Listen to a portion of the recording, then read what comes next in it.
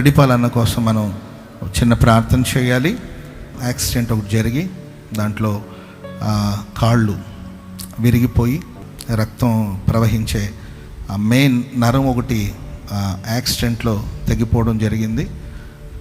మంచి వైద్యం కోసం హైదరాబాద్కి తీసుకెళ్తే మంచిదని చెప్తే రాత్రి ఇంచుమించు 1 గంట సమయంలో అంబులెన్స్లో అన్నని తీసుకొని హైదరాబాదు వెళ్ళడం జరిగింది.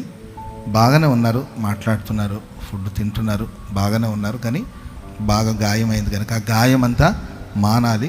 నెక్స్ట్ ఇంకేదైనా సర్జరీ చేయాలన్నా ఆ ఎముకలకి ప్లేట్స్ వేసి రాడ్ వేసి ఆపరేషన్ సర్జరీ చేయాలంటే ఇప్పుడు కాళ్ళు బాగా వాసిపోయింది. ఆ వాపంతా తగ్గాలి అండ్ గాయాలన్నీ కూడా మానాలి.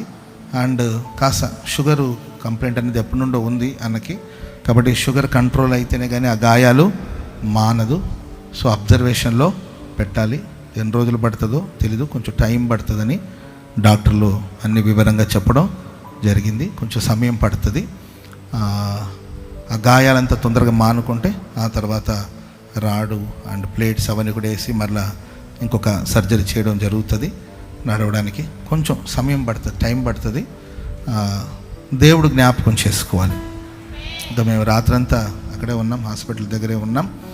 మార్నింగ్ వెస్లీ పాస్టర్ గారు కూడా వస్తే ఆ తర్వాత వెస్లన్నకి అప్పచెప్పి మేము మళ్ళీ ఓల్ నైట్ ప్రేయర్ కదని మేము బయలుదేరి రావడం జరిగింది.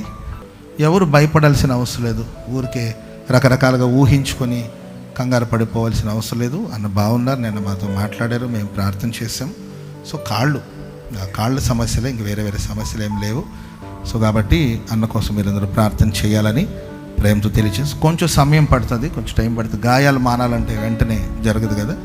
సో కొంతకాలం అబ్జర్వేషన్లో పెట్టాలని డాక్టర్లు వివరంగా చెప్పారు. ప్రాణానికి ప్రమాదం ఏమీ లేదు. దేవుడు ఇప్పటివరకు కాపాడుతూ వచ్చారు, ఇకను కూడా దేవుడు కాపాడి సాక్షిగా మన మధ్యలో దేవుడు దైవజనుల్ని నిలబెట్టాడు. హల్లెలూయా. ఆయనేమీ భయపడలేదు. ఫ్రెడ్ అన్న చాలా ధైర్యంగా ఉన్నారు.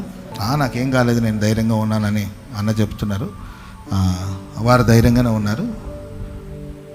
ఈ కార్యక్రమాన్ని చూస్తున్న వాళ్ళు, అన్న గురించి వింటున్న వాళ్ళందరూ కూడా ధైర్యంగా ఉండి ప్రార్థన చేసి మీ ప్రార్థన సహకారాన్ని అందించాలని ప్రేమతో తెలియచేస్తున్నాను. ఇప్పుడు వెస్లన్న అక్కడే ఉన్నారు.